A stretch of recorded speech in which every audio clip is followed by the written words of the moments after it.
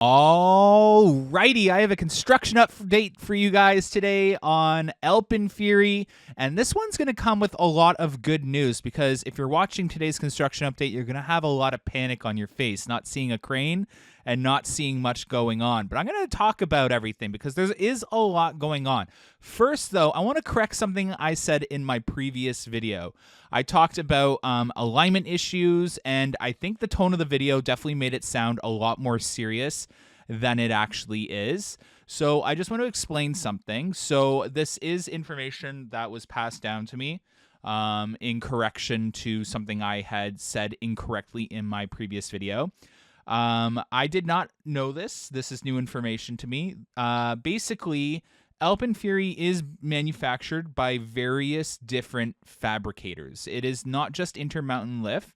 Intermountain Lift did the support structure for parts 1 and parts 1.5 of AlpenFury, so AlpenFest and the back end of AlpenFury, and they did all the track.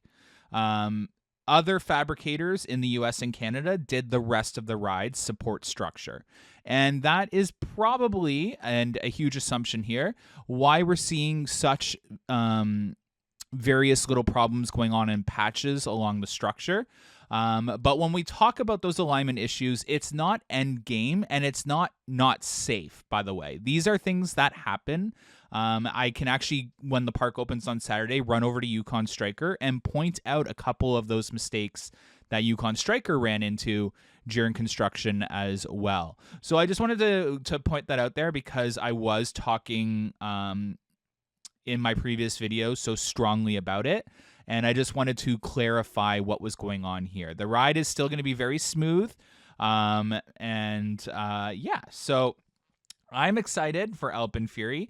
And the good news that I'm coming to bear, I'll share right after Mindbuster. Sorry, my script was longer than I thought. So Mindbuster is nearing completion.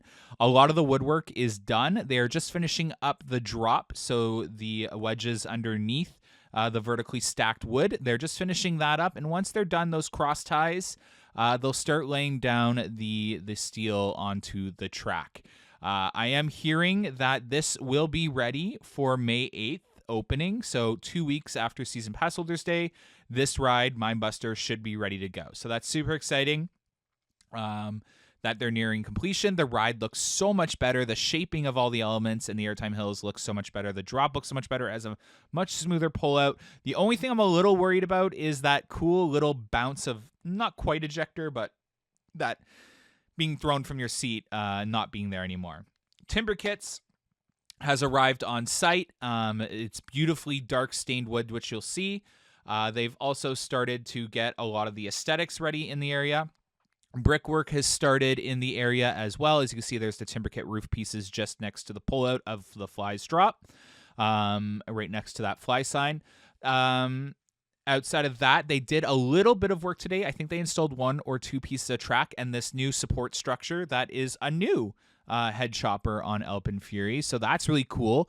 I think that's something we've all overlooked in the animation. I don't know if any of us have noticed that, but that looks really exciting and definitely another close call. This coaster just entwines in itself so much. It's going to be absolutely amazing. And yeah, the good news. So the good news is AlpenFury should finish construction by next Friday. The crane was needed elsewhere. The crane will be back on Monday, I suspect, and it'll be building AlpenFury again, and they should have it done by the Friday. That is not much of a delay considering we were told AlpenFury would be done vertical by the end of April. So we're about maybe a week delay at max. And everything will be sorted out and done.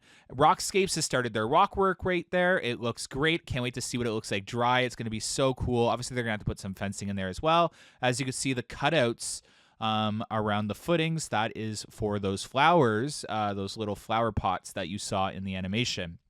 Shockwave will have a new entrance for Fastlane. You can see the new gate right there on Shockwave, as well as what looks like a new area being built. There's a gate that can open.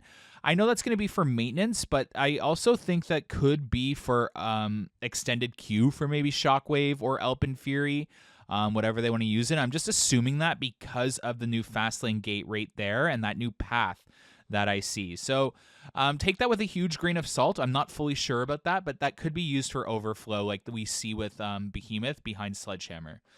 With that being said, again, a lot of prep work getting all the support columns and the track pieces out of the parking lot and into site, ready to start construction on Monday. We shouldn't see anything significant until Monday. There is a little bit of a pause, but the good news is they are suspecting to finish by Friday, if I had to make a guess. So, yeah. Outside of that, a lot of painting has gone on inside the park. There's a lot of park improvements that I can't wait to show you on Saturday. It's going to be really exciting because there's so much going on, and Time Warp is having its construction fences put up as well. No worker signs visibly there yet, but outside of that, Alpenfest is cleaning up now. They've sent the water trucks through the park. They have obviously a little more to do, and they're just getting ready to move it into a much smaller scale, just the station area, and finish up the brickwork and all that aesthetics before opening on Saturday. Do I think they will finish? It is looking pretty rough right now, but again, I've seen worse in terms of a construction site. Yukon Striker was literally finishing construction on Media Day on the station. So, yes. Outside of that, they are getting ready to pour the cement, concrete in the station for the slabs. We have the work area underneath AlpenFury there with those little conduit, and then you have the station platform above. Again, as you can tell in this footage, the op booth is slightly higher than the platform, so that is for a view vantage point. So that'll be really cool. Kind of reminds me of Skyrider and Gatekeeper. But yeah, outside of that, I don't really have anything else to share with you guys other than yeah, I'm excited. We're all going to be inside the park Saturday, and I can't wait to show you guys a lot of these things I've been talking about with AlpenFury and the other aspects of the park. I really want to say thank you for enjoying these construction updates so much. They are doing way better than I ever could have imagined, and I've had great conversations with people in the industry because of these construction updates, and I'm excited to show you guys a lot more starting Saturday. Have a bye.